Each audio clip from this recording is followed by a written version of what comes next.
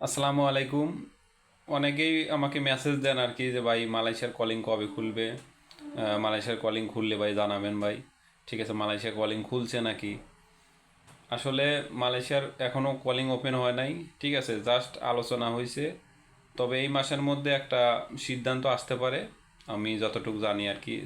যেহেতু আমি একটা রিক্রুটিং এজেন্সিতে জব করতেছি, সেক্ষেত্রে আমাদের আহ, যিনি মালিক, উনি আমাদেরকে প্রতিদিনই মিটিং হয় আর কি, অফিস শেষের দিকে মিটিং হয়। উনি বলছে আর কি, ঠিক আছে, ওনাদের আবার মিটিং হয়, যারা রিক্রুটিং এজেন্সি, বাংলাদেশে বড় বড় এজেন্সি যারা আছে, ওনারা আবার মিটিং করে এই ব্যাপারে। তো দীর্ঘদিন কলিং জটিলতা নিয়ে কাজ করছে। তবে আশা করছি যে এই মাসের মধ্যে একটা সিদ্ধান্ত আসতে পারে।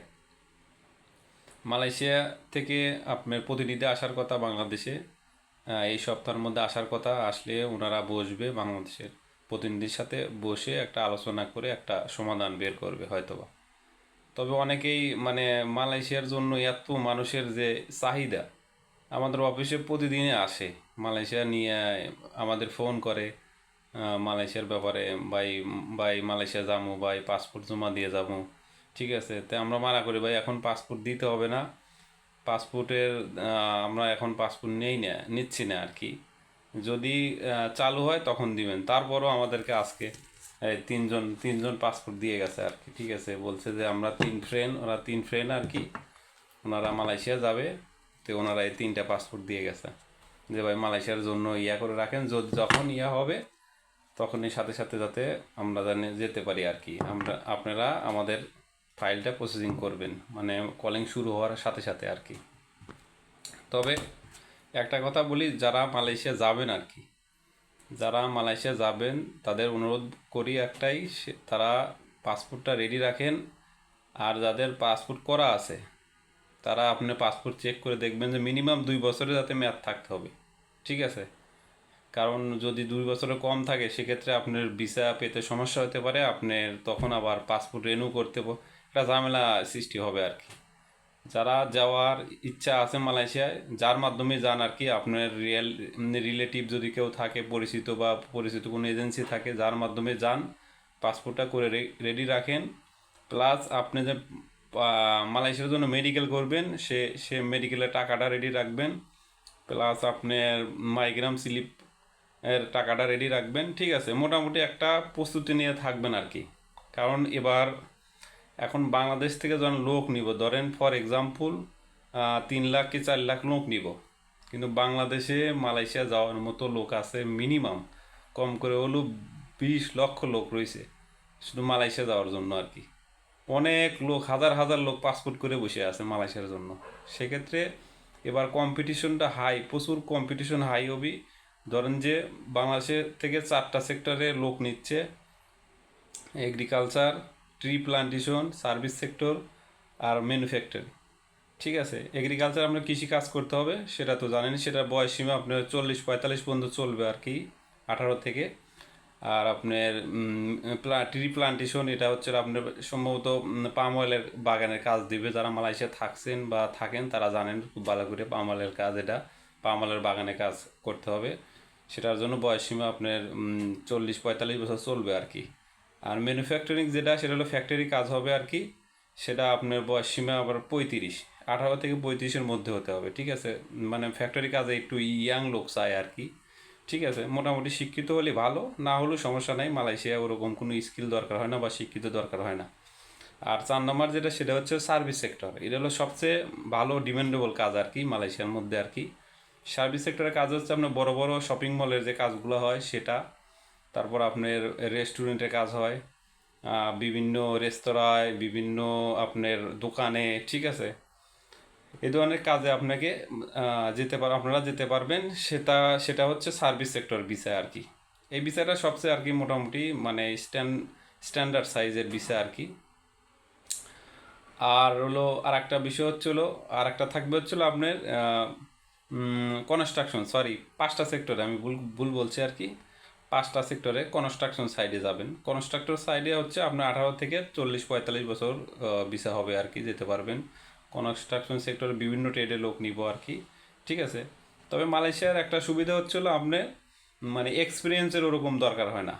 ঠিক আছে, আপনার অন্য অন্য দেশের যেমন আপনার হলো ম্যাসন, পাইপ ফিটার, তারপরে আপনার হলো কনস্ট্রাকশন লেবার, কাজে অভিজ্ঞতা লাগে, তারপরে আপনি ইলেকট্রিশিয়ান, ঠিক আছে, এই ধরনের কাজে ধরেন যে প্লাম্বার, এই ধরনের কাজে এক্সপিরিয়েন্স লাগে। কিন্তু মালয়েশিয়ার ক্ষেত্রে ধরেন যে এক্সপিরিয়েন্স না হলেও হয় আর কি, সমস্যা নাই।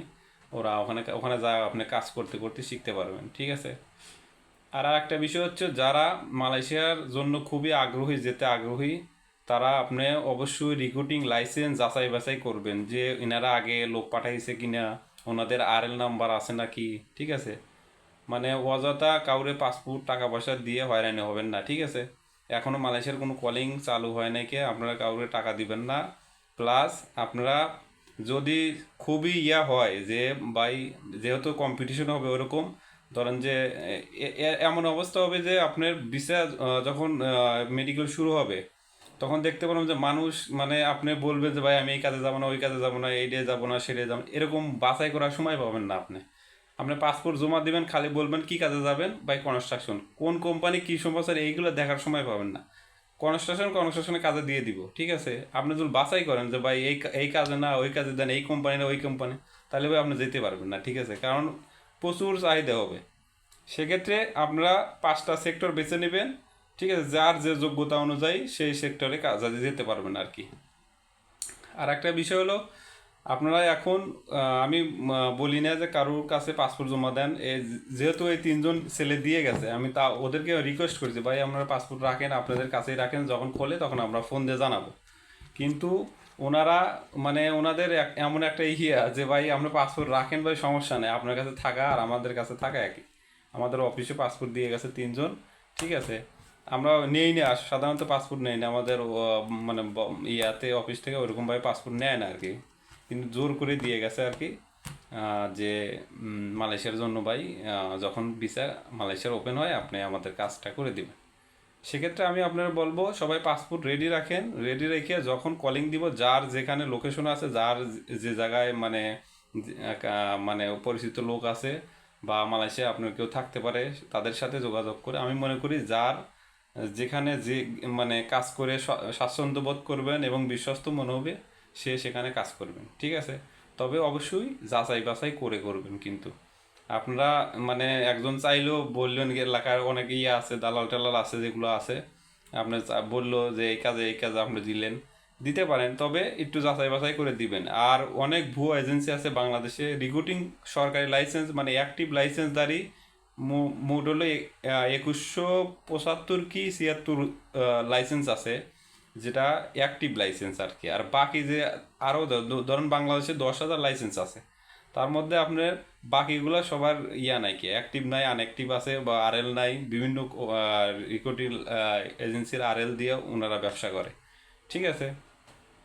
তো একটু যাচাই বাছাই করবেন, প্রতারিত হবেন না, ঠিক আছে, এলো অনুরোধ আর কি। আর যেখানে যাবেন, যার মাধ্যমে যাবেন, বিশ্বস্ত লোক, কাছের মানুষের মাধ্যমে যাবেন, এই হলো অনুরোধ, ঠিক আছে।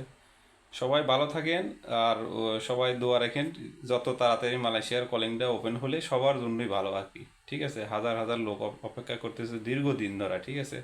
সবাই ভালো থাকবেন। আসসালামু আলাইকুম।